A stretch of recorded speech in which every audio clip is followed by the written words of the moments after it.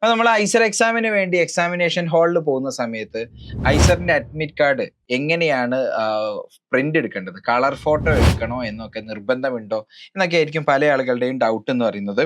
അങ്ങനെ colour print എന്ന് പറയുന്ന ഒരു കാര്യം നിർബന്ധമില്ല. നമ്മളുടെ പ്രോസ്പെക്ടസിൽ പറയുന്ന ഒരു കാര്യം എന്ന് പറയുന്നത് ഒരു ലേസർ പ്രിന്റിൽ A4 ഷീറ്റിൽ പ്രിന്റ് ചെയ്യാം എന്നുള്ള കാര്യങ്ങൾ മാത്രമേ പറയുന്നുള്ളൂ.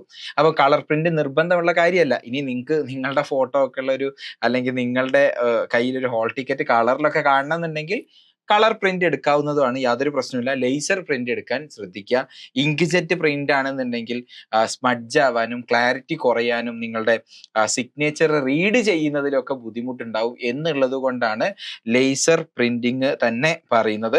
ആൻഡ് കുറച്ചും കൂടെ ഇമ്പോർട്ടൻ്റ് ആയിട്ടുള്ള കാര്യങ്ങൾ എന്താണെന്ന് ചോദിച്ചാൽ, നമ്മൾ ആ ഫോട്ടോയിൽ അഡ്മിറ്റ് കാർഡിൽ ഒട്ടിക്കേണ്ട ഫോട്ടോ കൃത്യം ആ സ്പേസിൽ തന്നെ നിങ്ങൾ ഒട്ടിക്കാൻ വേണ്ടി ശ്രമിക്കുക. അങ്ങനെയുള്ള കാര്യങ്ങൾ മാത്രം ശ്രദ്ധിച്ചാൽ മതി. അപ്പം വേറെ ടെൻഷൻ അടിക്കേണ്ട കാര്യങ്ങളൊന്നുമില്ല.